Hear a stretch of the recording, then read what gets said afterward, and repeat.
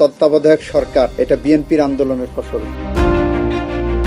তত্ত্বাবধায়ক সরকার ব্যবস্থা ফিরিয়ে আনছে বিএনপির সরকার। আগামী জাতীয় সংসদ নির্বাচনে তত্ত্বাবধায়ক সরকারের অধীনে অনুষ্ঠিত হবে, এমনটাই জানিয়েছেন আইনমন্ত্রী মোহাম্মদ আসাদুজ্জামান।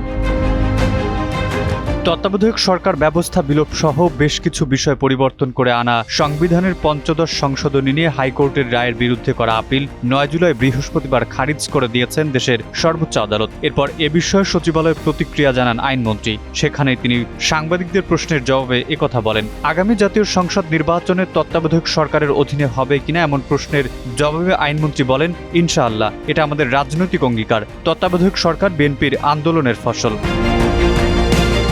বৃহস্পতিবার প্রধান বিচারপতি জুবাইর রহমান চৌধুরীর নেতৃত্বাধীন আপিল বিভাগের পূর্ণাঙ্গ ও নিয়মিত বেঞ্চ এ রায় ঘোষণা করেন। আইনমন্ত্রী বলেন, আপনারা জানেন তত্ত্বাবধায়ক সরকার বিএনপির আন্দোলনের ফসল। ১৯৯১ সালে যে নির্বাচন হলো, সেই নির্বাচনের আগে বিএনপি চেয়ারপারসন খালেদা জিয়ার নেতৃত্বে যে সংগ্রাম হয়েছিল, সেই সংগ্রামের ফসল ছিল অন্তর্বর্তীকালীন সরকার। সেই কনসেপ্ট থেকে তত্ত্বাবধায়ক সরকার প্রক্রিয়ায় গিয়েছি।